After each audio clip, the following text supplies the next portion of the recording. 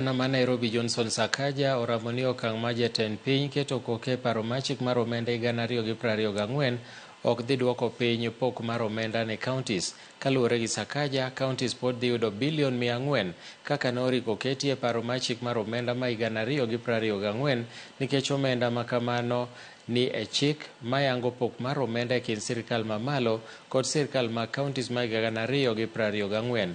Ma biro bang' jatend piny William Ruto lando ni pok mar omenda ne migepe duto mag sirkal mamalo kod mago ma kaontis dhi dok piny kaluwore gokang' mar wito oko paro mar chik mar omenda ma higani.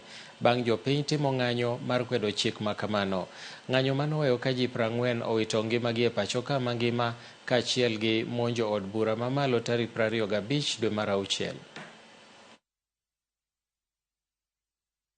Unfortunately, the proposal to amend the county allocation of revenue does not amend the division of revenue. You know, DORA is not amended through the county allocation. County allocation just divides amongst counties.